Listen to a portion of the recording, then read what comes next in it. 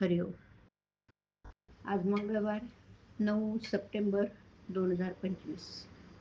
सद्गुरू ब्रह्मचैतन्य गोंदवलेकर महाराज आज आपल्याला प्रवचनातून सांगणार आहेत की भगवंताचा विसर हेच मोठं पाप. ऐकूया. खरोखर भगवंताचं अस्तित्व जिथे पाहावं तिथे आहे ना. तिथे भगवंत आहे का नाही हे जाणण्याकरताच बुद्धीची देणगी आपल्याला मिळाली. भगवंताचं मर्म ओळखायला मी कसं वागावं हे पाहावं ना. ज्याने भगवंताला जाणलं त्याने भगवंताला काय आवडतं हे सांगून टाकलंय. सर्व विषय वासना सोडून भगवंताला शरण जावं हे त्यांच्या सांगण्याचं सार आहे. हे आप्त वाक्य आपण प्रमाण मानलं पाहिजे. कारण स्वतः अनुभव घेऊन म्हणजे स्वतः मुक्त होऊन त्याने आपल्याला मुक्तीचा मार्ग दाखवलाय. जन्म मरणापासून जो आपल्याला मुक्त करतो तो खरा आप्त. जे भगवंताचे होऊन राहिले त्यांना जगाची भीती नाही वाटत. आपण विषयाला नेहमी शरण जातोच की नाही. मग भगवंताला शरण द्यायला का घ्यायचं. खरोखर सर्व चमत्कार करता येतात पण भगवंताला शरण जाणं फार कठीण आहे. नामस्मरण करू लागलो तर विषय हात धुवून मागे लागतात. म्हणजे मी आत बाहेर विषयाने किती भरलेला आहे.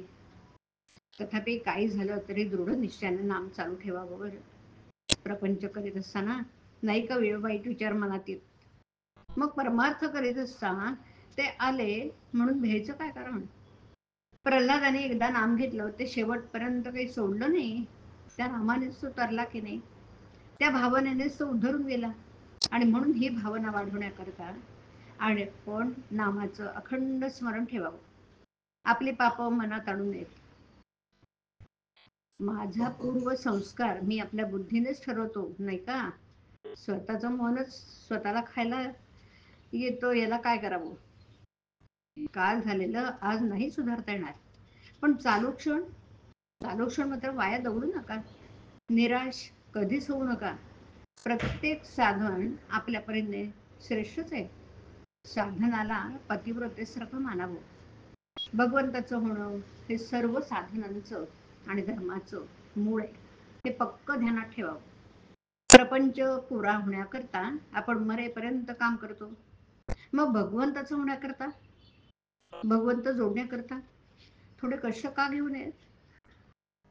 खरोखर भगवंताचा विसर पडणं याहून दुसरं मोठं पाप नाही. बरं देव हवा असं वाटणं ही देवाची बुद्धी आणि विषय हवा असं वाटणं ही देहाची बुद्धी.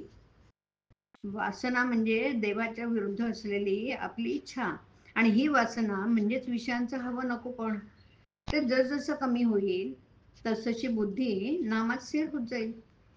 अशा तऱ्हेने तू आहेस मी नाही ही स्थिती जेव्हा नामस्मरणाच्या योगाने आपली होईल ना तेव्हाच परमेश्वर आपला आपण जोडला किंवा मी परमेश्वराचा झालो असं सार्थपणाने म्हणता येईल. निधिध्यासाने आनंद साक्षात्कार होणं हाच मोक्ष आहे. भगवंताकडे एकदा दृष्टी लागली की बाकीच्याचा त्याग आपोआप होतो. हरिओम. हरिओम तत्सत. हरिओम.